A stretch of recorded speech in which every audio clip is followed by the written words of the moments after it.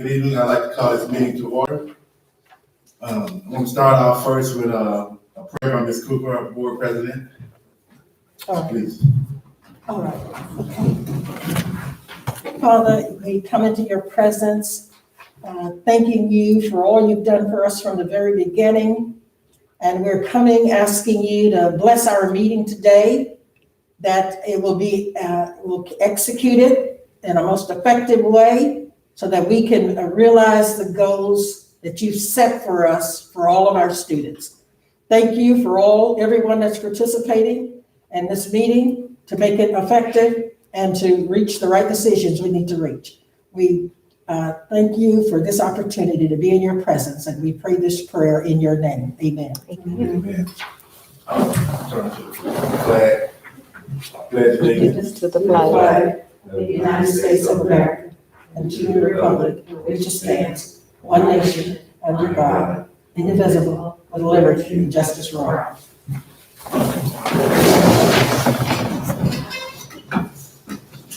Okay, looking at the agenda, ask for a motion to adopt the agenda. Second. Motion has been made and second to adopt the agenda. Any unreadiness? If not, all in favor say aye. Aye. Those opposed? Ayes have it. Moving down to approval of minutes. I move we accept the minutes as presented. Motion has been made to accept the minutes and second. Are there any questions?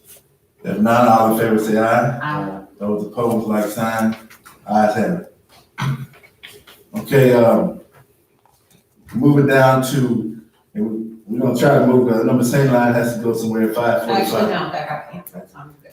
But we can still do it. Okay, and hopefully we won't be here long. I'm supposed to be at a forum at 6 o'clock. They do have a forum in ULM today at 6 o'clock at the top 7th floor of the sub. It's on race and equality, and it's sponsored by the Washita Association of Educators. And they have about 7 panelists there. And if you can't make it, I think you can watch it on Facebook. They're going to stream it. Thank you. Yeah, it's a Zoom meeting as well. Zoom, is it a Zoom? Zoom, it's Zoom. Okay. All right. Now we'll go to our old business. Policy, EBB, emergency closing of schools. This is a policy that was on the last policy committee meeting. And I think the question, for those of you who were not familiar with it, there were 3 issues on there that we had a question with on that policy. And we asked our attorney, Mr. Lawrence, to go back and reword it, which he did. And the 3 sections in there, pretty much to summarize it, was giving the superintendent the ability or the authorization to close the school, giving him the executive authority to close schools if there was an emergency situation of any type. That was the first part of that summary. Second part of it was giving the superintendent or the board president the authority to close schools if there's a tornado or some other kind of disaster like that. And the third part was if it was none of any of those functions above, and it was just something that had nothing to do with an emergency, then the board only had the authority to close the schools. Okay, so there any comments on that? No, sir.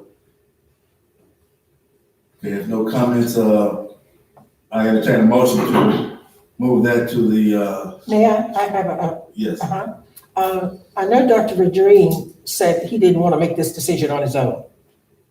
Is that what you remember, Dr. Vadrine, you said that? Yeah, I said it doesn't make it, I will not make that. I will make the decision, but I'm always going to confer. Okay, that's what Oh, that's what I said. I'll always confer. right, because I was looking at that next to the last paragraph.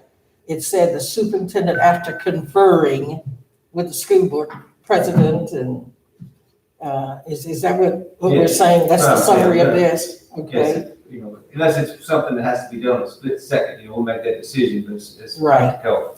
But we have that discussion, just like I gave example, potential snow or sleet. I normally I send y'all entire board text out, looking at thinking about closing school, this is the weather, go and update, and we do that. So we got to confer. I can't see it. There could be a time when something, we do close something emergency real fast, but for the most part, we always have conversation. Okay, all right then. Listen, that paragraph, I guess the third from the bottom, it talks about crisis management plans. Do we have a written plan? Yes, all of our schools have a crisis management. Okay, and that is where is that? Is on the website or? No, do not post those on the website. We're, keep Okay. those because of confidential reasons. Okay, okay. They're under school. Correct. Monroe Police Department has a copy of them. They have Okay. plans to build and blueprints, all this. I So we see. keep all this confidential due to people find out what we're gonna do if something I happens. understand. Okay. Thank you. Okay, I'm going to accept the policy EBVD as it is and bring it to the full board for approval. Second. motion has been made and second that we accept policy EBBD for approval and move it to the board.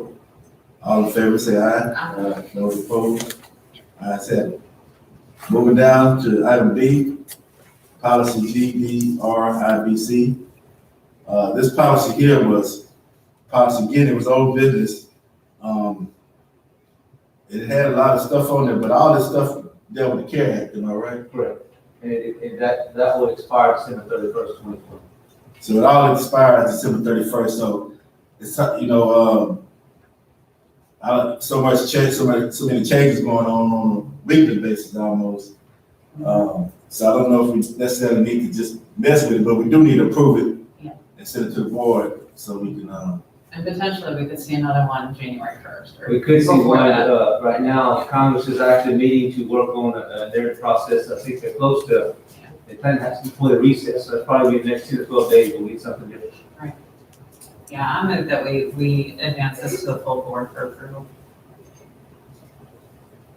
Second, I got a question, Madam Clerk. When we have questions about these certain items, do they have to be present for for the questions to get, No, they I know can, we got email. there's a timeline for them to email their questions or comments to me. And I only received one for this meeting. Mr. Salisbury has that. okay, does anybody else have this copy? Okay, Yes, this is actually the email from, Reverend Roosevelt, right? I have. You have- Everybody, it should have, everybody. It came through today. I couldn't see it though. for some I'm reason. looking at it, that's why I was trying to see, do we handle that? Well, this Can we handle that right now? Yeah, Yeah, so I guess it's based on, okay, so I guess we already appointed it, but, so I don't know now, I mean, we approved it. I apologize, I I skipped think we past just this. made a motion. No, you haven't voted yet. We haven't Yeah. voted yet, Well, we voted on the, the first one. yeah, emergency closing the school. We just voted to move it to the full For board. board. Madam President did ask that question, pretty much what was in the emergency closing the school. She kind of asked that question along the same lines, so I think we're fine on one. We just need to handle, with this second, Okay, second, with, old business, item B. okay, Well, go ahead. I don't know what's in that letter from Wright. Could you just quickly tell us what's in it? Okay, what he says, he just basically He needs said, to- please find my comments as questions for the July 23rd policy meeting. So we dealt with number one, so right now we're on, we hadn't voted on B, have we? No, sir. Okay. So right now, he has a question on emergency family leave. His question is, pay during leave is unpaid for the first 10 days of the leave. It's proposed policy. However, if an approved leave is prompt because of COVID-related circumstances, the employee should not have to use any of their regular leave to cover this period. At least some percentage of their pay should be additionally provided for the first 10 days without requiring the use of regular time, leave time, in my opinion. That's his opinion. So, And that is covered from what I Correct. read. That's already covered Yeah, in this first 10 study. days of COVID, It's the 8-hour rule. 80 is paid. Yeah, it's paid. So, yeah, so that his assertion was incorrect on that. So that each employee, as we had discussed earlier, they get an extra 10 working days Till December 31st. in addition to the time we give them off. And I will say, as an employee of a nonprofit organization, that's exactly the same as what I get there too. And then there's FMLA that can kick in. So there are backstops for our employees if they get very sick. just like any illness, but they're getting an additional 10 days off because of the pandemic, in addition to what they already had available to them. Is that correct, Dr. Adrian? And I could be wrong, and I want to move forward. And the way I would take that is, and it's kind of what we was just saying before the meeting started. Yes, that 10 days, and then they have other 10 days. So it's understood that if this teacher or staff member come in contact with this virus, it's understood that that first 10 days is gone. That 80-hour rule is gone. And my question still is, what happens on the next go around? That means they lose all their personal time because we're in school and this virus can spread just like this. Are we requiring them to be out of work if they work around someone who has it, even if they're asymptomatic? You don't have to be out of work. That's the big thing. Somebody get exposed to this virus, that's when we're gonna have to leave that classroom, that teacher, right? No, So they just gonna still stay at school? no, the person is positive will not be at school. So what about everybody else that they was encountered with, all the students? If you're 6 foot away, for less than 15 minutes and 6 foot away, like, use example, if like today, I'm further 6 foot away from everybody. I test positive tomorrow. You guys are still fine, because I was outside 6 foot away from you. And that's scientifically proved like that? That's what the CDC is saying, it's what the. But but you have to understand, for pre-K through third or whatever, that 6 foot isn't gonna be happening. Exactly, and they got, even with our curriculum, like, they gotta teach these kids certain type of ways for certain things, even with just as the proper way to write. Sometimes they have to get over the child and help put their hand on them, so that's what happens. The teacher just pretty much, how they live. I hate to say it like that. So, it sounds like we need to talk to our state legislators, because like you're saying, for our teachers, this is not an occupation where you can have that physical distance. You can't. So we're sending our folks back into the classroom. With too many gray areas, that really doesn't make sense. It seemed like, and a teacher emailed me this, and I'm gonna be honest, and I agree with it. It seems like our teachers are being a part of a science experiment. They've been a part of a science experiment that we don't have no idea what's gonna happen. And I agree, our kids do need to be in school, I agree, but not at the expense of people's lives. I agree, because I believe my district it's one of the districts that mainly the kids need to be there. They definitely do. And some of them don't have no other choice with their parental situation, but it's hard to say, hey, these teachers teach the curriculum, teach this child, show this child how to write, show this child how to pronounce a word, and that goes from, you can't teach them showing them with the mask on. And I'm an advocate for the teachers, the staff, any other staff, and the students. This don't make sense. It doesn't make sense to me. Now, if you want to take it to the board, Mr. Chairman, I vote the way I need to vote, but it doesn't make sense to me. There's too many gray areas. I don't think this policy takes that away. We've got to give them this, or they'll have nothing. I think we've got to pass this, but I agree with what you're saying, Mr. Johnson, that we have got. I don't know the answer, though. It seems like nobody knows the answer. How do we protect our teachers? Well, what we have to do, at least on this issue, again, because like Taylor said, it does give them that, it does protect them in a sense, but that's a whole other issue that we got to deal with. Well, the 80 hours is already in place, correct? Well, that's what we put in. Okay, that's what. That's what number 2 is. What B is. All right, there's a motion on the floor to accept item number B, policy GBR IBC. And it's been second. All in favor, say aye. Aye. Those opposed? Motion carries. Okay, now we're down to new business, and these are new policies that have been implemented. Or not implemented, well, some of them have been, but, first proposed. And again, well, these are the first readings here on these. Policies EBBI, public health policy, which is giving the superintendent authority to take administrative action to order PPEs and other methods, but I would yield to Attorney Lawrence to explain that policy there a little further in detail. That's why he wants to suspend the rules. But yeah. Oh, I'll come up, I think you can hear me better. Yes. Up here. Took the liberty of summarizing some of this so that we can sort of comprehend what this all means. A, which is EBBI. If you remember, I think Dr. Green had expressed concern about what authority the superintendent, in his capacity as superintendent, he would have to make a decision about school closures.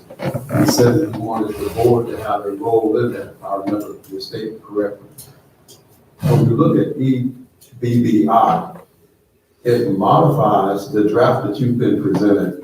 It modifies the policy to provide that, first of all, if a public health emergency has been declared by way of an executive proclamation or otherwise, superintendent has the authority to go on and close schools.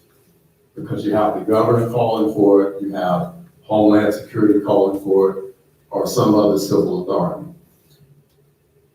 If you have an emergency that has not been declared by an executive proclamation, superintendent has authority to close the schools after conferring with the board president and in her absence with the board vice president. And then for all other instances, the board has authority to close schools.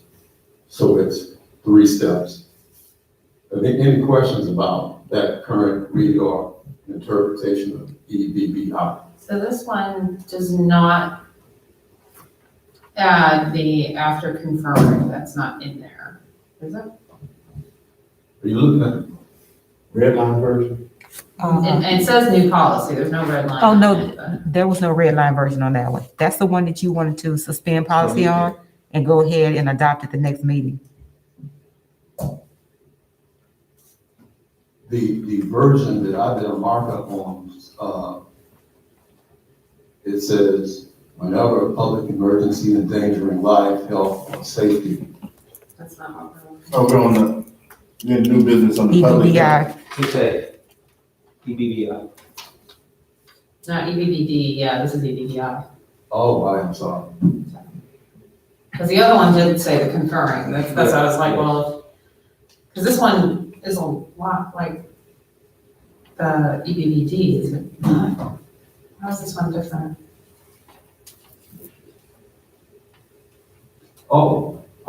This policy, I don't know that we have any recommendations other than as it reads. That was it.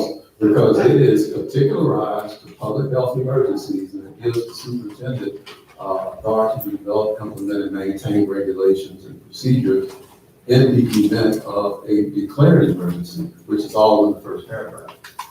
I don't think that we have any changes on that. Okay, An example would be, we had it this past year at Gaston, 2 blocks from the school. So we had to emergency send buses, pick the kids, move them, they block off the streets, that's it. Something of that nature. I'll make a motion that we move this item EBBI to the full board for first reading and approval. This is the one that Attorney Lawrence said that we would suspend the policy on because we need to go ahead and approve it.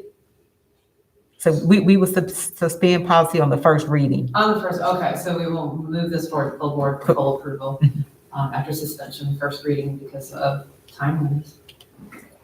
so is you gonna move it, so that I need still to make a motion, vote? Yes, because it's that goes straight to it. Without first reading. All right, so motion's been made and second to move, this policy, EBBI to the board, full board, all in favor, say aye. Aye. Those opposed, ayes have it. All right, moving down to the second policy, which incorporates the new rules on sexual harassment, Title IX. Mr. This Lawrence? one's equal opportunity plan. B. Yeah, but there's Oh, B. there's two things. The sexual harassment got put in this one on accident. Oh, go ahead, Board docs. yeah, it did. All right, go ahead. We're on item B then, equal employment opportunity. Okay, when you look at B, you need to view it within the context of the new Title IX sexual harassment policy, which is item number F.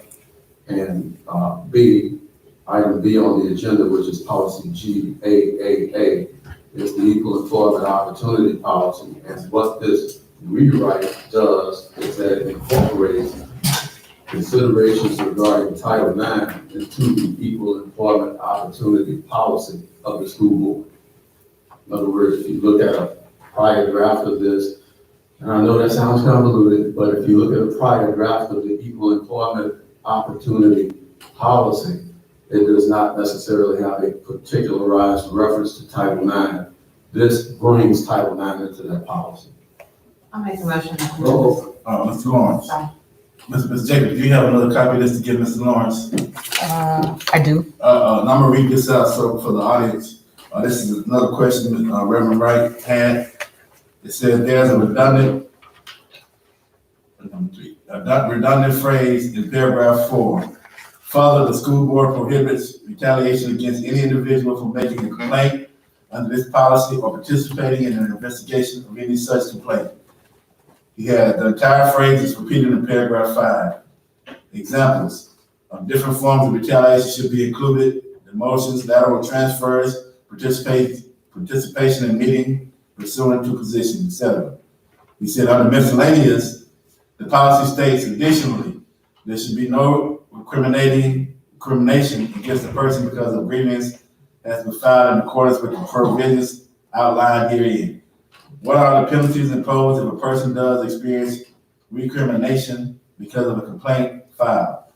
How can the complainant document and trigger a review of actions deemed recriminatory? Well, What are the last 2 words on that? Recriminatory. Recriminatory, okay. kind of a hypothetical question without an actual incident that's being involved. But when you talk about the enforcement authority of the U.S. Department of Education, it is a coercive authority that deals with funding only. So they have the ability to turn off your funding, your federal funding, the department does. That's their remedy. So they have that coercive authority. So, does that answer this question? He said- Sounds like, what was the concern about the duplication? I didn't understand why that was brought up, that it was in there twice. I don't think that's a problem. He just said there's a redundant phrase that was repeated 5. The entire phrase is repeated in paragraph 5. The school board prohibits retaliation against any individual from making a complaint under this policy or participating in the investigation of such complaint. So, One of the reasons for that language is that the U.S. Department of Ed guidance on the new Title IX regulations contains that level of redundancy in it. I guess what he's saying that examples of different forms of retaliation should be included. That's his thing. Demotions, lateral transfers, participation in meetings pursuant to positions is what he's saying. He's saying that should be included. We have to look at that further. I can't answer it. Okay. So this is the first reading on here. Well, we don't have to do first and second here. Yeah, we just move it to- Yeah, that's the full board, but, so is that, Doug, is that not included in the current policy, that language about what constitutes a retaliation? I think that when you get to JAAA, you start to see a lot of coverage on that type of an issue. And then there's an appendage that we're working on now to JAAA, which deals with grievance provisions that will also cover what it is that you're discussing at issue. So I think in due course it's going to be covered. If it's not in JAAA already, which is item F on the agenda. It's retaliation. Okay, so, I mean, I guess, yeah, so the main issue here is we need a definition of retaliation. So I would recommend that we move this to the full board once we get a definition of retaliation to add to this policy. What constitutes retaliation, because that word is in there. It's on the bottom of the first page. It says further the board prohibits retaliation against any individual for making a complaint on the policy. And I will agree with Mr. Wright that I think that it needs to be clear, what does retaliation mean? What does it look like? How can we define that what happens? Is it, you know, like some kind of transfer? Is it whatever if somebody's made a complaint? Now, the issue at hand though is somebody being transferred after they made a complaint doesn't necessarily mean it's retaliation. Things happen, parts move. So I'm not sure exactly how that would be further defined, and that's, I guess, why you make the big bucks, Mr. Lawrence. So maybe you can help us figure that out, that, you know, how do you determine if it's retaliation or simply that was what was about to happen anyway, and I don't know. Here's our recommendation. In terms of how retaliation is defined, is in terms of how all these terms are defined. Title IX actually has, in the Code of Federal Regulations, which spells out the Title IX provisions, it has definitions. Okay. So perhaps the recommendation here is slide the CFR definition of it into the policy and we go from there. I would agree with that. I say, you motion. I need to amend my motion. You said it right. Okay. So the motion has been made to send the item to the board once the retaliation is defined. Ms. Second. There's a question. Yeah, I just want to say, I remember having read something that defined retaliation. I just can't find it right now. It's just not right in here. Yeah, So but I do it's the remember same reading one. that because I asked the same question. And then later, as I read further down in the document, Yeah. it defined it. But I just can't find it right now for some reason. Okay. All in favor, say aye. Aye. Those opposed? Ayes have it. All right, moving down to, policy GAE, non-title grievance procedure. Attorney Lawrence.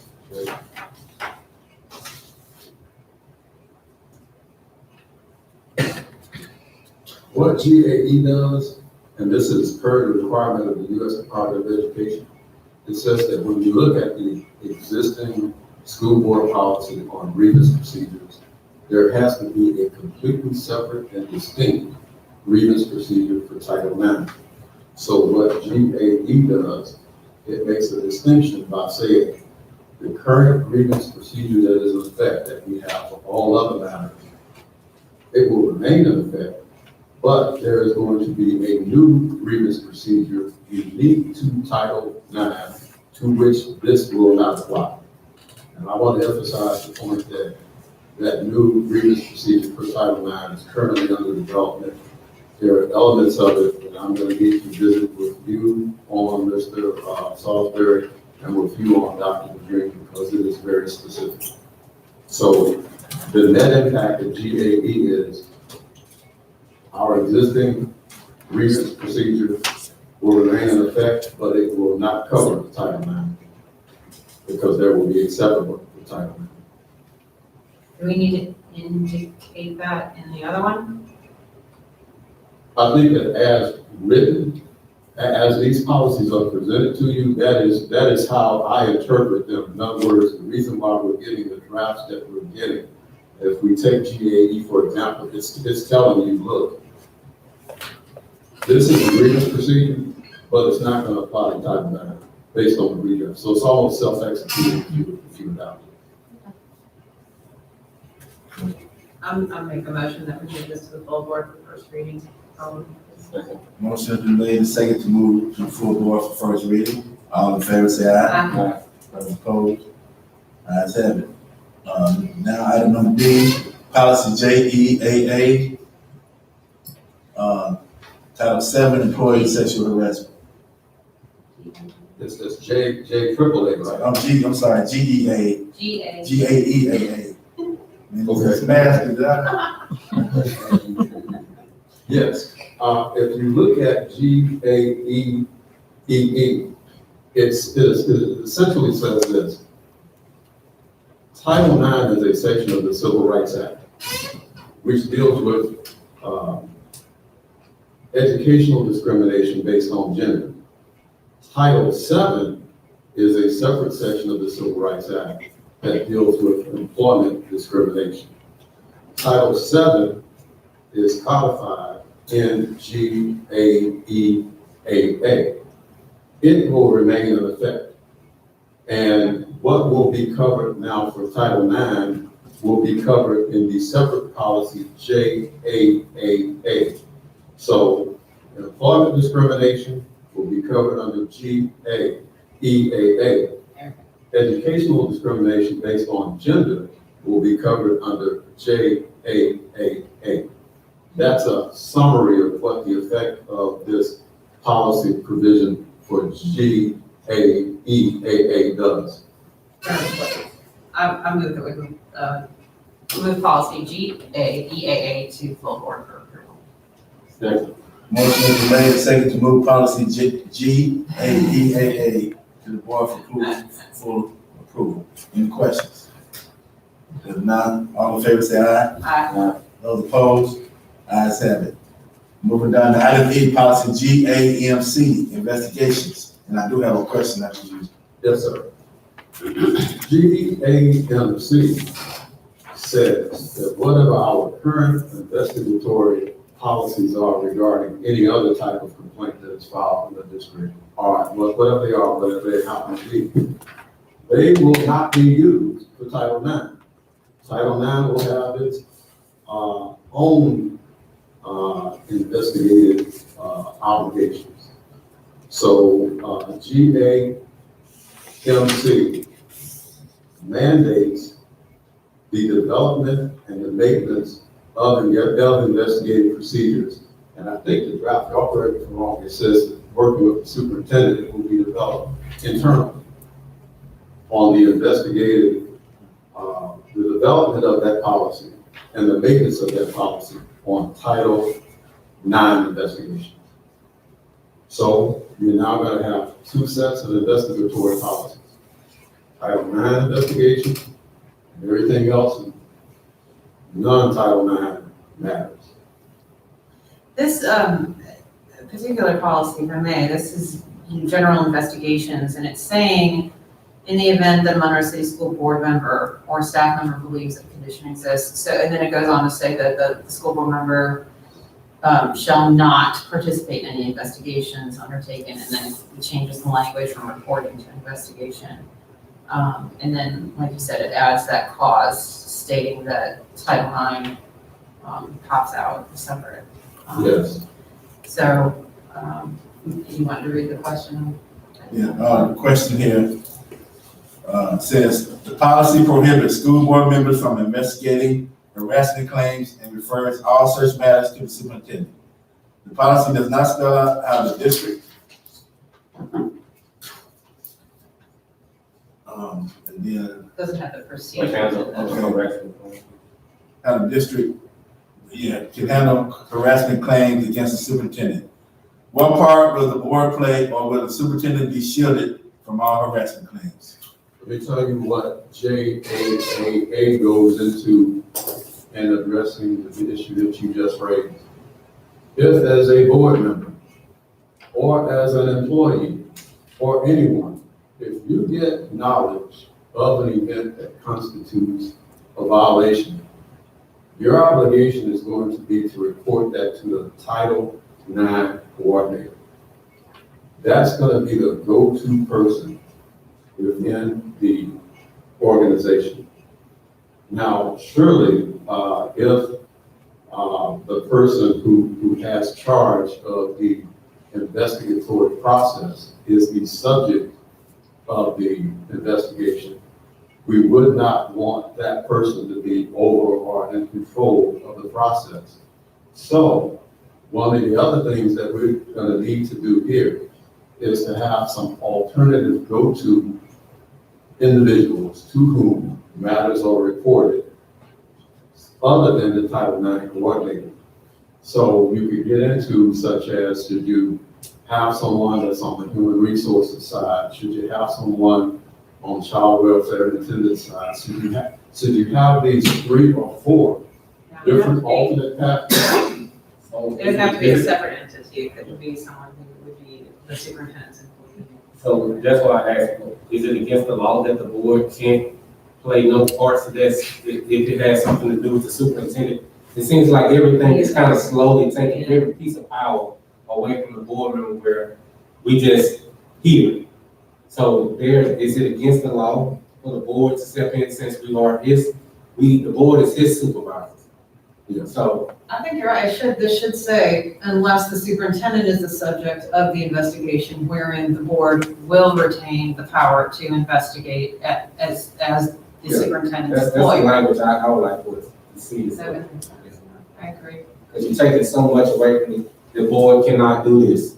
Refer to the superintendent. The board can't do this. Refer to after a while, the board not gonna be needed.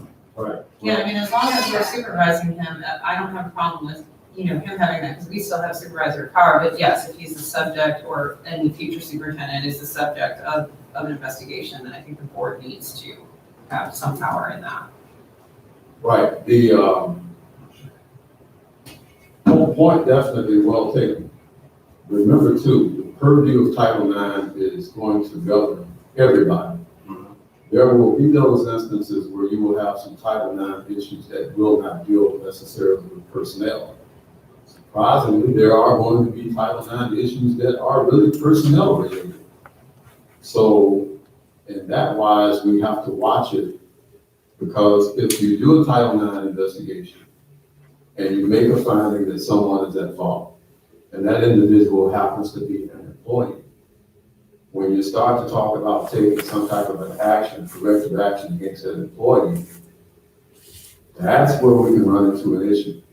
Now, when we move away from that and we talk about, say, student-involved issues or something along those lines, or a policy issue that raises a question about Title IX, well, certainly that's less of a concern to me about board involvement.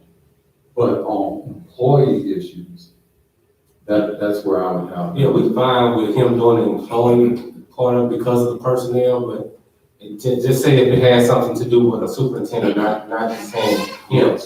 Or, even certain kids stuff, because I know with the grievance at a certain level, it can get brought to the board then. Yeah. So we would like, the board still need to play an active part whenever the board can play an active part.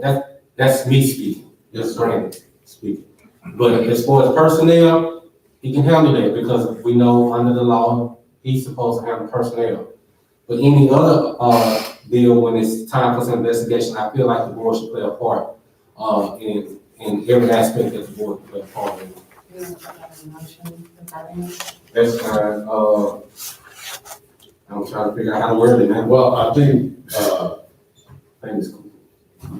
this was on the investigation, this is on the matter of investigations, is that right? Yes, sir.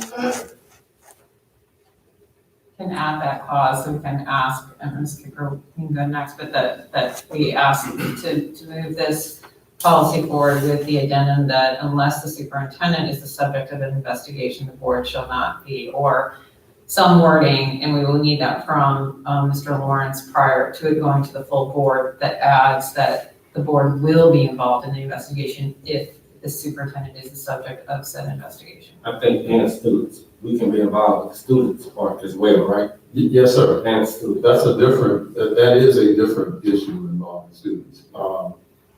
That's not personnel. Yes, that's my keen concern about it. That's not personnel. He can handle personnel, but, students, and if it has something to do with he or she, whoever the superintendent may be, and if another board would come along and change it, the board just need to play an active part. Yes, sir. Ms. Cooper had a question. Yes, in line with what Board Member Brandon Johnson is saying.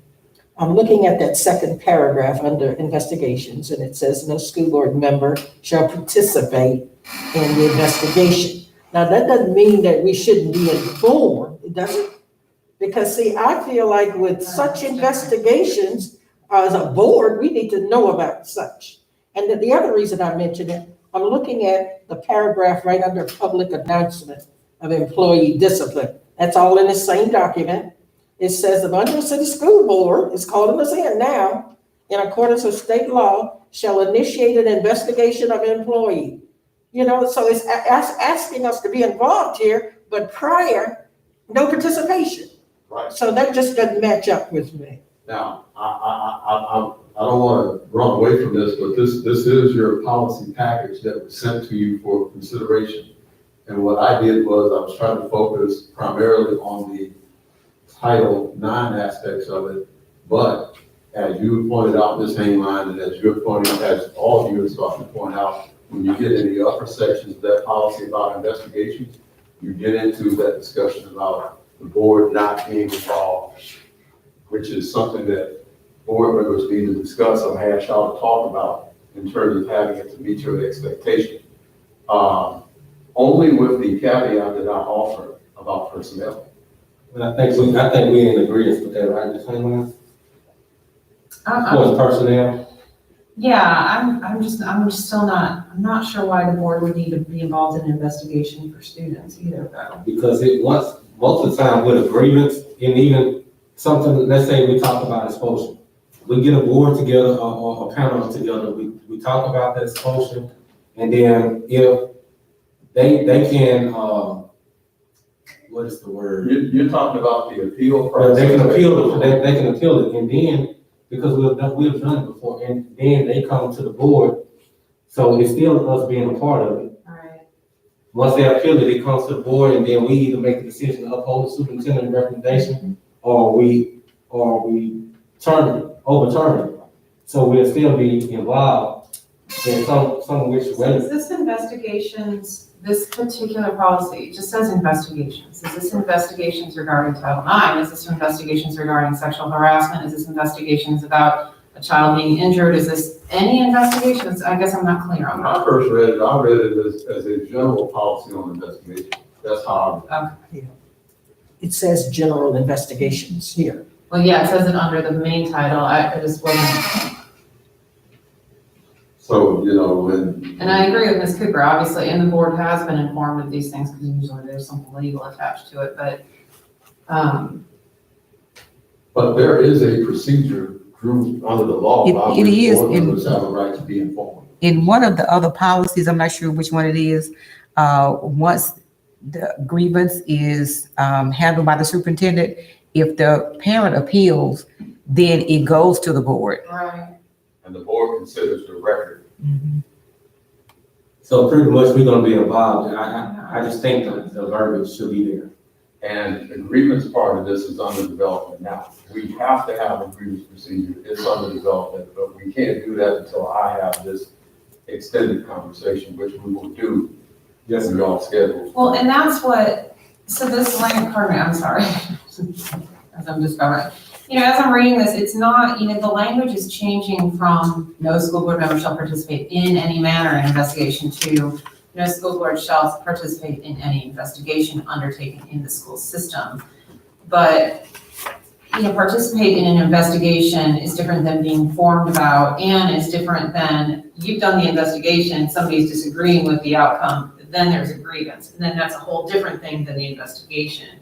So again, I think I would go back to the investigation as it stands is fine, but there has to be language. If we have a superintendent who is the subject of it, then the board does have to be involved in it. So we do need that language. I would agree with you on that, Mr. Johnson. I think in terms of employees, I don't think we need to be involved in the initial investigation, but if there's a disagreement, then that still comes to the board anyway. Oh, yeah. This is just the If investigation stuff. employee's fine, I just said, Or he or student, she. but that would still come to us. This doesn't negate that. Okay. This is just that initial investigation, is my understanding. What it sounds like, and I would have to defer to Mr. Prescott knows about their decision about that.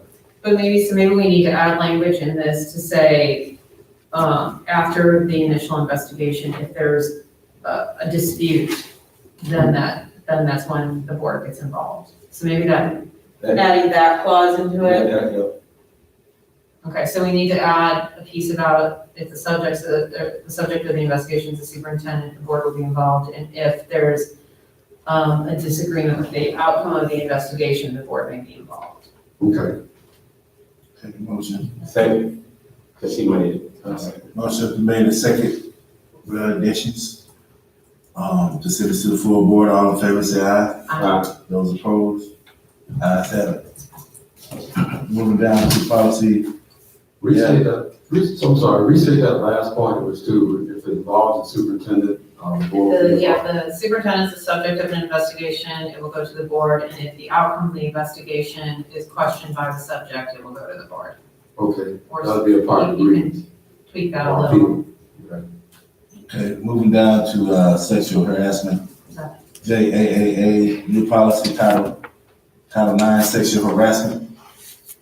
And this happens to be the epicenter of all of this activity, this new policy that deals with the Title IX sexual harassment regulations. It is wide ranging, it applies to everybody in the school district.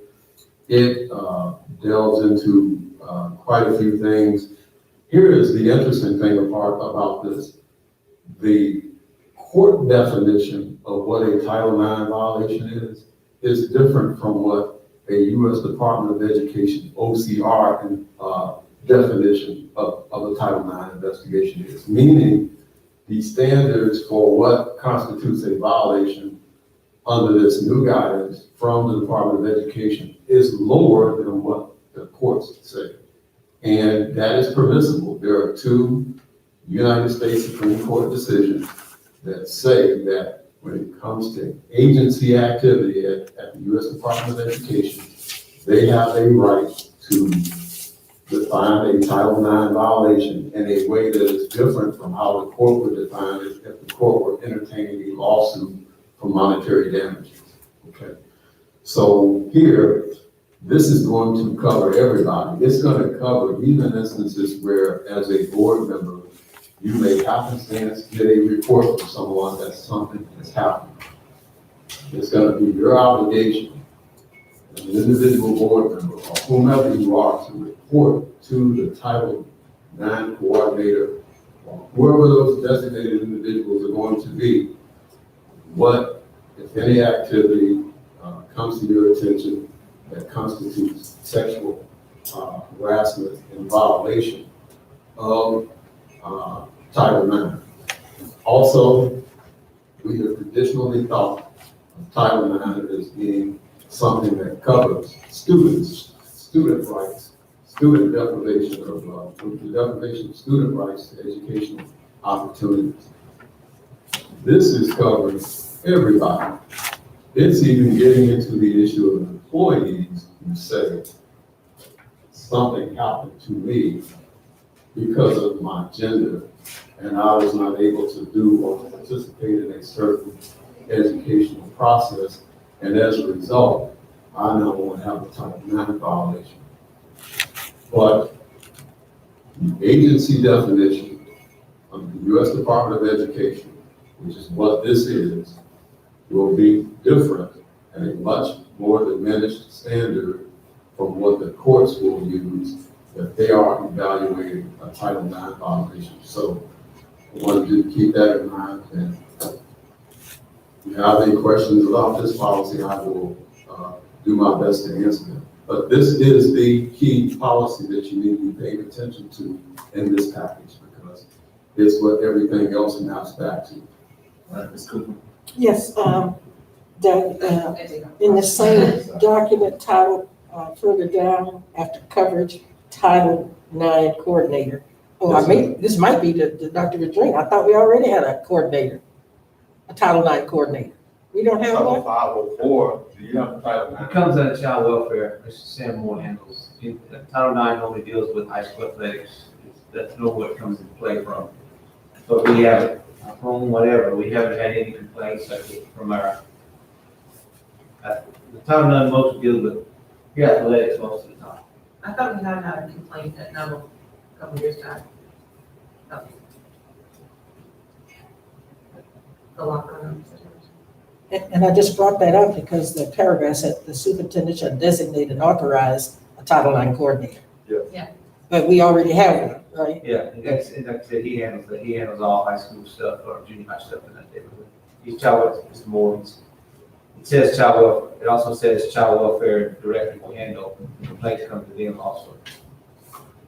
So one of the concerns I have with this is there is an old, terminology used, and I'm trying to go through and look at this, but when you go down to, is this page two in the, I lost it. Sorry, I'm getting back to it. Here it is. So sexual harassment means conduct on the basis of sex that satisfies one or more of the following. That terminology, sex, it should be gender or gender identity, because we are a little further along in the world, and so we're discriminating because somebody identifies as a male or female and that kind of thing. So I think that word, sex, needs to be changed to gender or gender identity. And I follow you on it, and I can tell you that under the current interpretation of how that would be interpreted by both the department and by the courts, they would look at it from a gender identity standpoint, meaning they would, in other words, if the question is the motivation for the activity my gender, irrespective of whether it's. Yeah, I didn't think we were using sex anymore when we're referring to gender. Can we change it to, so you're suggesting we don't need to change that? I would like our policy to be specific. I think it's discretionary on the part. If you want that language. You guys, as a committee, do you think that's necessary or not? But this is. I guess it's split hairs. Do you have an opinion on that, Dr. Madrid? So I'd like to change that to gender or gender identity. We'll make that change. And then I make a motion with that change, we move to the full board for approval. Okay, I second. Motion is made and seconded to move to the full board for approval with slight changes. Are there any questions? No, sir. None, all in favor say aye. Aye. Those opposed? Motion carries. Just a footnote, the definition of sexual harassment according to Title IX is embedded in this policy. That came up earlier in our discussion. You'll see it in JAA. Item G, policy JCEA, sexual related student misconduct, and we do have a question on that. Comment. JCAE restates the current policy that prohibits student-based sexual harassment, and it supplements it to make it a bit more expansive. It uses the language sexual misconduct instead of just sexual harassment. And it also defines, it has a definition for sexual misconduct, and it extends coverage to everyone, including board members, administrators, teachers, students, everybody. So view this as the specific policy that prohibits student-based sexual harassment or student-based sexual misconduct with a more expansive definition that now embraces the wide definition of Title IX. Okay. I'm read the question. It says, paragraph 1 says, misconduct does not refer to occasional compliments on a socially acceptable nature. Socially acceptable is a vague and subjective. What is socially acceptable to an adult may be acceptable in the mind of a student. Even unwelcomed is highly subjective. Today's compliment could very well be unwelcome tomorrow. This is a tricky area and should be discussed fully because it involves highly subjective conclusions that could attach possible criminal behavior to simple actions that are subjectively deemed unwelcome. A simple "you look nice today" could be characterized as unwelcome. Well, I appreciate the comment. I think, as a board, we do have to have a clause in there that does, well, every complaint can come up, not every complaint constitutes misconduct. And in my understanding is that sentence allows for that leeway that they said you look nice. You took it as an insult, you took it as harassment. That person didn't intend it that way. This doesn't constitute misconduct. I mean, I hear him, I get it. and there is no greater debated subject than that within the confines of sexual harassment. Yeah. And I don't know that we will ever be able to answer that question. if I say to a person, that's a nice dress that you're wearing, objectively, that could be benign. If I say, you sure do look good in that dress, it's showing perhaps a mindset of I'm paying more attention to you than the dress. And it refers to this in the very next sentence. It says, it's behavior that is not welcome. So I mean, that gives you that, even if you say you have a nice dress and I've told you 15 times, quit talking to me, you know, socially acceptable, but that's not welcome. I've made that clear, so now it's harassment. And so I think this policy does address that the way it's written. If you take it in entirety, if you take one piece out, then maybe it doesn't cover it. That's not what policy is, you take it in entirety. That'd be my opinion on that. So I'll make a motion that we approve this for full board approval. Second. All right, motion has been made and seconded to approve it. Any questions? No, sir. No questions, all in favor say aye. Aye. Motion carries. Okay, moving down to H, which was consideration of supplemental COVID-19 related school reopening policies. This policy here and the supplementation material that was sent was based on an email sent by the Louisiana School Board Association that stated that before we pass certain policies, we should look at some gaps that were left in the policies that were made by the Board of Elementary and Secondary Education. So this was placed on the agenda.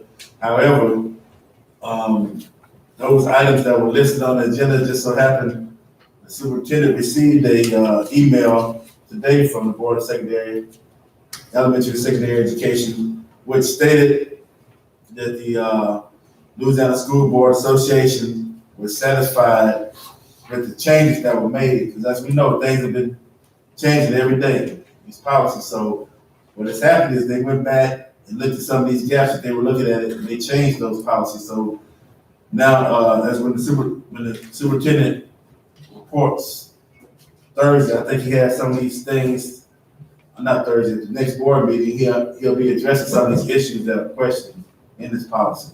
So go ahead. Can we take each one of these little sections? What I'm saying is, it's kind of mute now, because It's still where they're changing. yeah, They'll bring it to the this full board. was already, it was before. It's like now they've been added into already. Okay, so, but these things on this policy is still some of the things that, we're gonna be looking at for the reopening of school, right, Dr. Green? But what I'm saying is they have been addressed now. See, at the time that this letter was sent from the Louisiana School Board Association, there were gaps left, they weren't addressed. But since that time, in a week's time, they've been addressed. Where are they addressed? We addressed them, because I don't know some answers to a lot of this, that's why I asked. Ms. Cooper? Yeah, Dr. Virginia, the letter you're saying that we received from, was that the Susan Holloway letter? Yes. Okay, I saw that too, but it said this. All that they said was they were taking the word adult out of study groups. That was the only change. I read That's from Janet Cope with LSBA. the letter that we talked about he got today, because I read that. That was the only change, and that has to be voted on at their next Bessie meeting. So I don't think it solved that problem that Brandon is holding up there, that list of things this last time you Is that looked what at. you were referring to, Mr. Salisbury? The email from Janet Cope? That it's been resolved, or what? I don't- Because this draft list of supplementary open policies is, I have a lot of questions about That's this. what I compiled and sent out to him, based on the information I got from Janet Pope. Okay, So what we'll do then, we'll take those policies and just look at them, because actually, because the policies are changing so much that maybe we should look at that. We're taking each one of them, but maybe we should consider looking at those and making sure that there are procedures. Let's cut yeah, that because for a I'm second. so confused. So this is something you put together. There was something that was put together based on, Okay, so we are not looking at a policy. We're talking about procedures that Dr. Madrine is putting together, not policy. Is that correct? what that is, I sent it to the attorney for a review, were policies that Jennifer, Pope suggested. Jen Pope suggested that we look at areas that there were gaps in. So those right there were areas that there were gaps in, from the board of whatever that is. So they had gaps as far as like, are you sure that, matter of fact, let me just find this. So tell me this, and this question is for Dr. Dream. Yeah. The stuff that's listed here on this draft list, do you have the answers to this? Because this is ongoing questions like from community, staff, people that have, questions about this. And I think especially like daily periodic cleaning, I got that question. How do we plan on addressing the daily periodic cleaning? How often are we gonna be cleaning? Do we have answers to this? To any of this? Yes. So can we go Mr. through? Johnson, I will say, at the last committee meeting we had, I openly requested that we have a facilities meeting Mhm. to address the procedures, because this is not policy, this is procedures. And I All haven't of seen this one, I don't know if one's been scheduled or not. That's nice, because- I'm the chair, I Okay, have it. because that needs, that is what the public wants to know, that's what our teachers wanna know. I know Dr. Rodriguez told us he's looking at hiring additional housekeeping staff, and that's probably not what they're called, but cleaning staff. So I know that these are being addressed, I just wanna make sure it's addressed in the right forum and in a way that people are gonna hear the answers to, And I because we agree. discussed it then as well. I agree, however. And I don't wanna rehash it again here because I've sat in a meeting where we've done it already. Understand, but all of this on this list is definitely not facilities. Mhm. By a long shot, because classroom instruction time, not facilities. Maintaining social, physical distance, that's not facilities either. Like, it's a lot of these things are that, Well, then perhaps we just need to have that at the full board meeting and plan for that on Tuesday. It's gonna be a long meeting discussing these details. Is that, that's fine by me, but these questions gotta get answers, I agree. Yeah, I That don't last- disagree with you. I just wanna make sure we do it in a way where everybody's gonna hear it. Because I think just this committee meeting is not enough. Right. And you're right, the facility meeting isn't gonna do it either. I think, yeah, that's, and I was hoping, Dr. Badrine, that, you were gonna go over all these details on Tuesday. I was assuming, and I should ask explicitly, can you please go over all this? Yes, everything on we're Tuesday? gonna address most of it. Thank you. so this was just not needed today? No, may I speak on that? I'm familiar with the requests from LSBA's Janet Pope. And they are serious about this, saying there are some gaps in our Start Strong 2020 program. Mhm. And that those items had to be addressed. And look, we needed something in writing to address them. Because we haven't seen this information, the answers. You know, we're trying to spell it out. Exactly what is the procedure when someone comes to that school building and how we're gonna do the temperature checks. And some other things that are listed there. Okay, so Dr. Badrine, can you provide us a list of that before the meeting on Tuesday? Because I know you've already gone through all this. I've had conversations with you. I understand these details are there. Can you outline all of those to the board prior to the meeting Tuesday and then discuss them on Tuesday? We have put together a presentation Tuesday night. I'll send this out to you guys tomorrow afternoon. You know, where we are current. Let me say that again, where we are current. Because as I say, you get different things from the Department of Health talks about best practices that you're gonna use. You're gonna talk about specific strategies. You know, I'm reading from the deck, that's probably 90% complete right now. We're working on that, doing that, because again, what we did last Thursday is changed to this Thursday. Example, it talks about masks, 5th grade on. Third, No, a week ago it was 5th grade on. A week ago it was 5th grade on, and now it's changed to 3rd grade on. And now you're hearing the conversation, why is it pre-K to all the way to 12 with the mask on? yeah, that's a great question. So that's not, you know, we sit here right here, and if anybody knows those answers in this room right here, we will get in the car and we'll drive and we'll fix the country's problems. Because what we're sitting right here doing, discussing things, we're gonna look at best practices, and they come along, and as they put them out, then we institute those best practices. And when I had the conversation with Rick and Doug today, and then Ms. Cooper also on Saturday with Doug, in this conversation what our best practices was and what we should look for. You know, my concern is our employees. And that's a big concern to us when we put specific things on our employees. And I use the example, you know, as an educator, if we put in lesson plans are due in policy at 4:00 on Friday, and all of a sudden at 3:30, you get a phone call from your wife or say that your child was hit by a car, and takes off, you jump out of the car and go check on your child, and you don't turn your lesson plans in.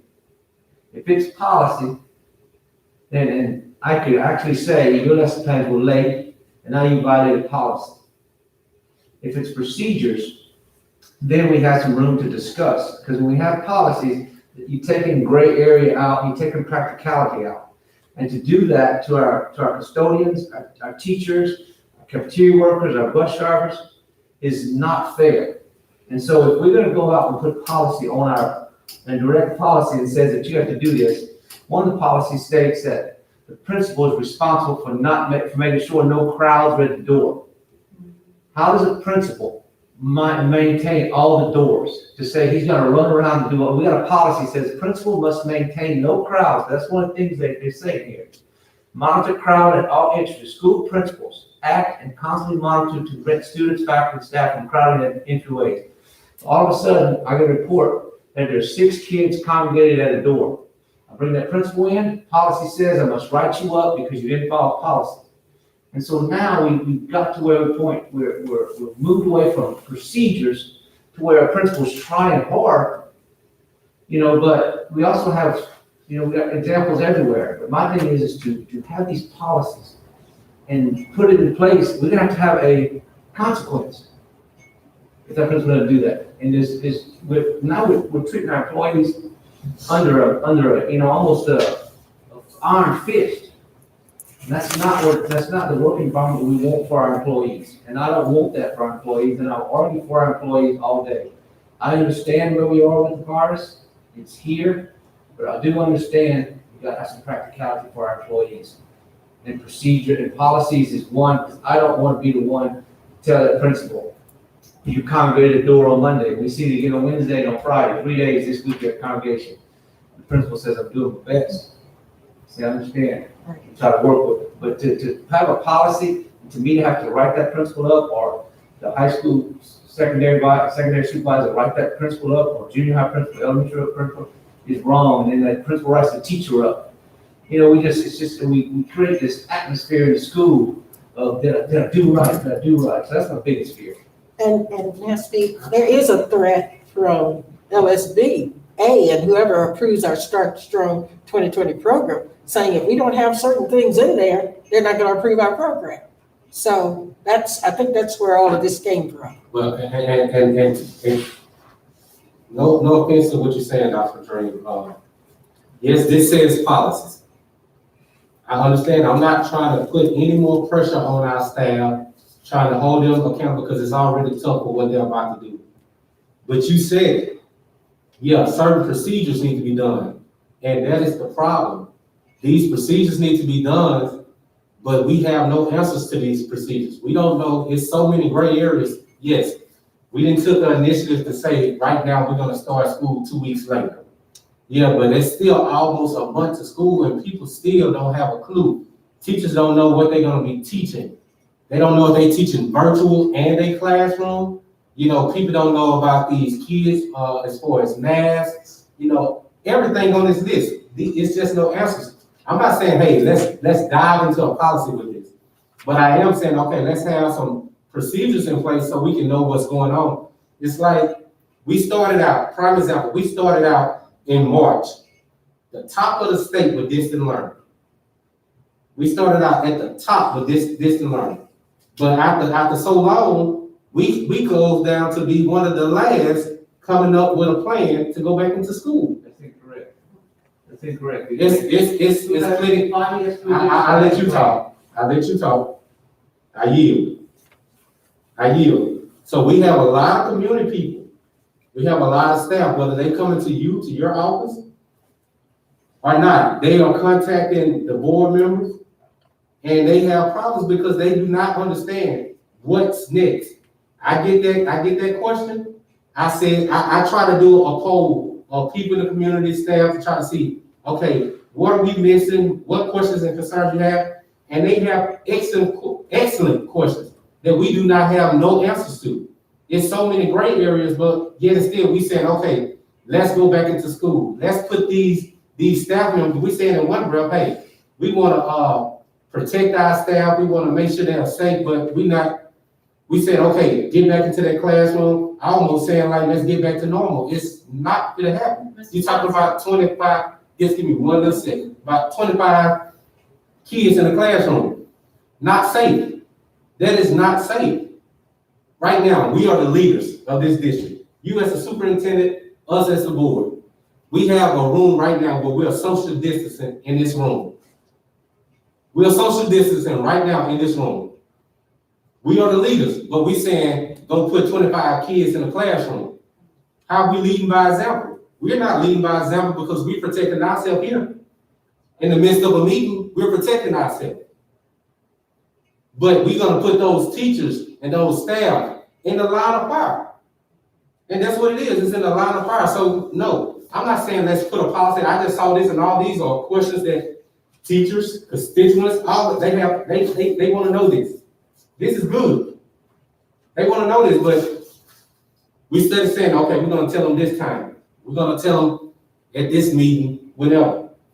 These people got to know something, Doc. And that's on us too as a board. These people got to know something.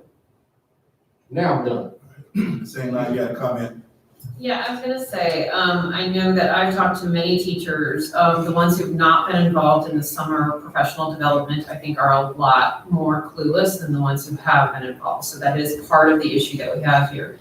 The other part, and I was not sold on one way or the other of starting 2 weeks late, but hearing your concerns, I think that brings to light even more the importance of getting those 2 weeks, because you had to delay the time for parents to choose what they want their kids to do. And I'm getting plenty of calls, parents just don't know. And what I tell them is exactly what I heard at the State Board of Education meeting from the doctors. They had testified. Children will get sick when they go back to school. You will have classroom closures. They are going to be exposed to the virus. And even if we follow every single practical procedure to a T, these children are going to be exposed. So that is what I'm telling parents. Now, we're in this bizarre situation where we cannot let Louisiana students get behind. We don't want Louisiana students to die. We don't want our staff. We don't want our teachers to die. So what is the right answer? Not everybody can do virtual. So then we get fired for only having virtual because not everybody can do it. Not everybody has proper supervision. And then how do parents stay home because they have to work? So you have to send my kid to school. But then you can't send my kid to school because they're going to get sick. And you can't have my teacher teaching because they're going to get sick. And no matter what Dr. Fadrine does, he is going to catch hell. And I think as a board, we have to be very, very careful about not supporting a system that is here to educate our students.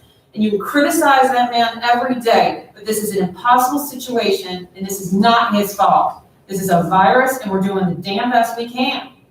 And we have to understand that teachers are going to complain no matter what, kids are going to complain no matter what, and parents are going to complain no matter what, because that's what humans do. They want to blame, and they're scared. And we're all scared right now, and I get that.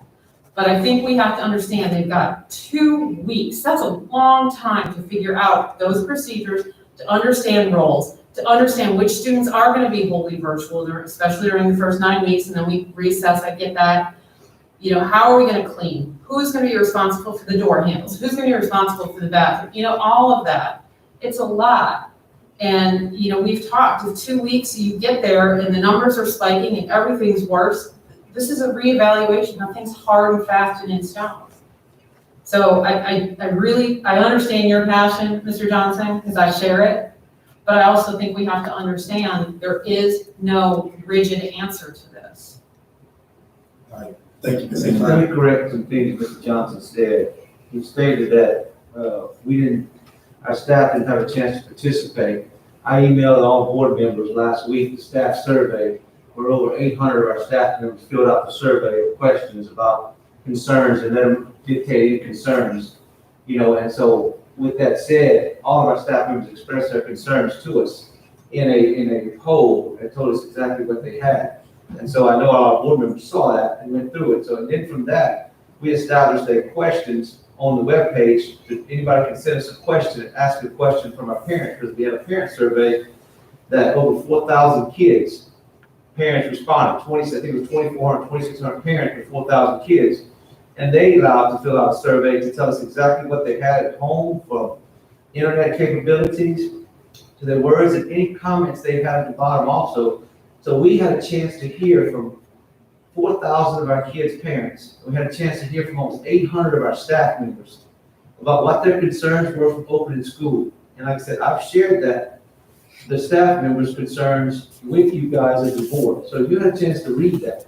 And so to hear the comments today telling us that you're getting calls from staff members, well, they fill out a survey, I believe, because if they haven't, and that concerns me, that they would call you. And like I said, I haven't had any concerns from you except conversation. So my conversation to the board always is, if you got a call from a teacher, a parent, anything, please let me know where I can work to solve that problem. So as I sit here today, I know I've sent you almost 800 teachers, 800 faculty, employees, staff, questions and concerns that you guys have to look at and see what the concerns are. So from that standpoint, on a second standpoint, I still think we leave the state where we were.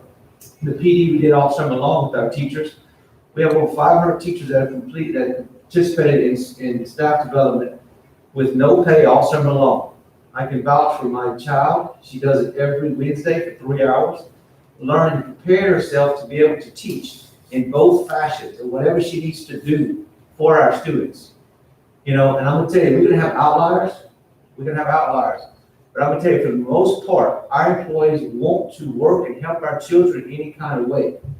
And so I understand the fear, and we're going to lose some employees over this.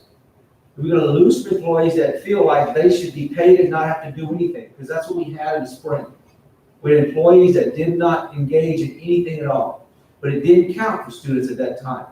What we're fixing to embark on in 2 weeks, in August 26th, is gonna be totally different, because every teacher's gonna be responsible for being online and addressing students, even though, because they're gonna be a hybrid in high school and junior high every other day. Those teachers are gonna be responsible for doing that. And there's gonna be some folks that don't wanna do that. And there's gonna be some really folks, and you're gonna hear it, because we're gonna make sure that our kids are taken care of. And those adults have the responsibility, we have a responsibility for our children. I understand that, but understand, you have information, I give you that, and I need you to look at that information when you get that survey. Take a look at all the comments said by over 800 of our employees. And you're gonna see, it's gonna make your heart warm what our teachers say and our employees say about coming to work. And they're scared too, because I see it every day. I'm here every day. I'm around our community and around our schools. So I see it, but keep in mind, you have that information, we're preparing those things to do. And to sit here and say, I can tell you every little thing that's gonna take place in the day is astronomical. And understand, I promise you this, I am working, and so are our staff members every day what they do. They come to work and they do things. I mean, we've got, everybody's facing, around it. So but I appreciate all your support and all we go through and the frustrations we have, because I know this, we have a phenomenal community and staff members and teachers that want to do well and want to strive and make through this thing. So I appreciate that. And I think right now it's the unknown. I think they're gonna get back to the school, and then all these procedures are gonna be rolled out, and then they have questions, and then we adapt and we move forward, and that's how these things work. Everybody, it's a basic psychological principle. When you don't know what's gonna happen, you sit and stew and you get scared. So I do think that that's a big part of what's going on for a lot of our staff who have been out and just watching the news and hearing everything going on, and they're scared. So I think once we get back in, I think we'll see things shift. And I think we as board members, and of course as Dr. Madreen, I know he does it all the time, it keeps his ears to the ground and listens and finds out what's going on, and we're nimble and we adapt. Y'all show that in March? Mr. Salisbury, I'm done. Based on what Dr. Padringa said, I'm not saying the teachers are not eager to do their job. I'm not saying that because they are. However, they are scared. And with all that was said, it still ain't telling me nothing about these procedures that we're gonna take. So that's all I'm asking for, is the procedures, because these people wanna know, what am I doing? What am I doing and how am I doing it? Yes, I heard you say something about the survey you sent out. I read it, I looked at it. I looked at all of it, and I talked to Madam President about it because we discussed it together. So yes, I saw all of that. However, that doesn't stop employees from having a fear and still want to use the people they elected to speak for them. Because at the end of the day, they elected us to do a job, to speak up and help govern this system. So that's what I'm going to do. Whether whoever don't like it, I don't care. That's what I'm going to do. But I'm not blaming you for say personally. I believe when I said it out, I said we, because they want to know. They want to know. I don't have an answer for them. I'm still waiting too. But I got to get some answers for them ASAP. Thank you. All right, thank you, Mr. Johnson. And so I do understand what both of you all are saying. Again, you know, Mr. Johnson, like you, I've been getting calls as well. The same line, I understand what you're saying, because, you know, half a dozen on one, six another. But the bottom line is that we are a government entity, and we have to do what's assigned through the federal government from Betsy. And if the assignment is to open the schools up and go back to school, that's what we have to do, with the best safe practices that we put in place. And how, you know, even our counterpart, Washington Parish High School, they don't have a plan right now. At least we do have a plan. Teachers over there have no idea what's going on. The principals don't know what's going on. At least our principals and our teachers do know what's happening, whether they like it or not. But we have to move forward because, again, as Ms. Hainline said, you know, if we don't service the kids that we're supposed to, as far as in face-to-face, because based on the survey, 53% said online, 45% face-to-face. You know, and so it's our obligation to service them. But it's our obligation as well to provide the safety net and security for our teachers and our employees. So this list of policies that are suggested policies that was drafted, again, by looking at this, and I understand what the superintendent is saying as far as at this particular time, not necessarily making it policy, but then as Mr. Johnson said, they do need to be addressed. So we need to make sure that these things are addressed on a procedural manner. And as Ms. Hainline said, Mr. Superintendent, do you think that you can have these questions addressed by the next board meeting? With the understanding that they may change in the future, Yes. but for where we're at right now. And like I said, I've got a PowerPoint presentation. I shared it with Rick today. And it wasn't complete, but I want to show Rick when I was answering the question, we were having this discussion today. I sent over to Rick, tell him to look at things like that, because a lot of this is best practices, you know, by the Department of Health that they give to us. And so, but I sent him, it's probably about 80%, 90% what I gave to him. We made a few changes, and as again, we got one today. A total change that is flooring, you know, change that we're going to do. And I have told every parent and staff member who's asked me a question to tune in on Tuesday, because that's the best way that we all hear the same information. And like I said, it's on our website. We put some videos on there today. We upload videos. We practiced with the bus runs today. Yesterday, videotaped bus runs. We videotaping custodians right now, videotaping the cafeteria workers, showing exactly things. We can videotape teachers on how they're going to do classrooms and all that. We're going to have all that uploaded on the webpage here. And like I said, we process making those videos. It's a time-consuming process. It doesn't happen. But like I said, I know we uploaded the transportation today. It's uploaded on our website. You'll see it. It's a great video. You know, listen to and watch it. On the YouTube channel and on the website. On the website. Okay, great. I'm sorry. All right. So, We don't need to do anything Okay. actual on that. right. The last item on the agenda is Board Personnel Committee, clarification of establishment and committee responsibilities. I put that item on the agenda, basically, because on our board, in the policy handbook, we do have a policy for personnel committee, but it's not established. And I know the reason it hadn't been established is because, when Governor Jindal took away the power of the board to make certain decisions, especially with dealing with personnel, there wasn't a need. But anyway, I would like us to revisit, this personnel committee.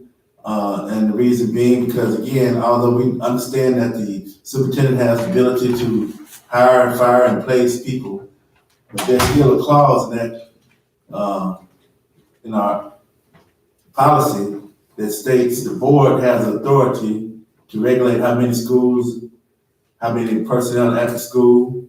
So when you have these teachers that call me often saying that, they're overcrowded or they need another teacher. Well, the board has authority to say, okay, this school needs another teacher. Now, we can't say who, we can't force the superintendent to say to hire that teacher or hire a certain teacher, but we can offer other staff and even with, for instance, and then if I'm not mistaken, we can work with the human resource department to set up certain qualifications. Again, even with principals, we can't say you need to hire this principal or hire that principal, but we can say, in my understanding, well, these principals need to have this certain qualification. They need to be, have 2 years, 3 years experience, different things of that nature. And whether it's this superintendent or another, it keeps a person from hiring people that, I'm going to, I'm just going to take care of you because you took care of me, things of that nature. But anyway, so that's my suggestion as far as the board personnel committee. Any feedback on that?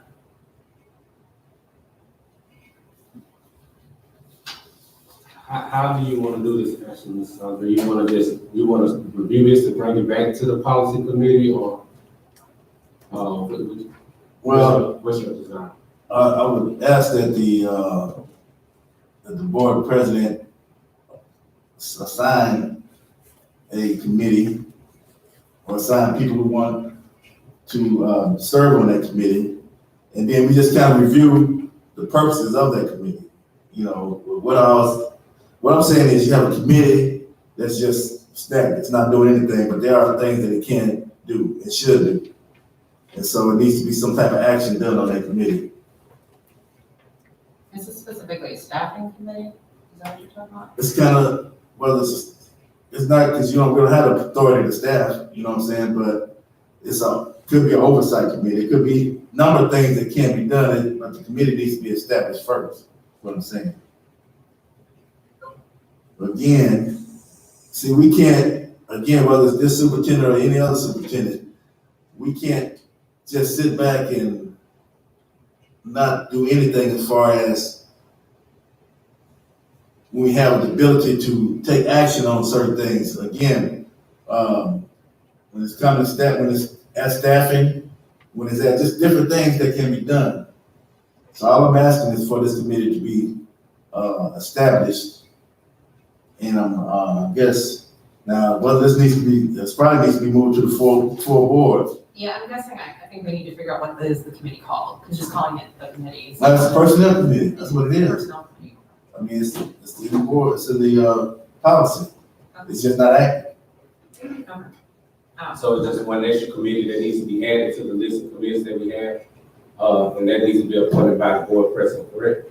Right, but then I we don't think define. that needs to be. Well, it's already, the chairman, the committee is already there. The president just needs to assign people to that committee. Fine, and that's the all. board, it doesn't need to be action on the board. Right. Okay, so we'll need an action, because the committee is already established. So I guess that's just a conversation with the board president, asking her, can you reenact that committee and assign people to it, I guess. That's cool. So I guess, Ms. President, you can consider that in your time and. You having that in the minutes as a director to me, is that what you're saying? Yeah, well, that's your job, yes, to assign the committee, so I guess So the request is from the policy committee, to follow policy and ask the board president to start that committee back up. Yes. It's no action, but you got it. And it's, I mean, I guess it's at the board president's, Discretion. yes, thank you. All right. That's the last item on the agenda today. I'd like to make a motion to adjourn. Second. Motion has been made, second. Any questions? If not, all in favor say aye. Those opposed, motion carries. Meeting adjourned.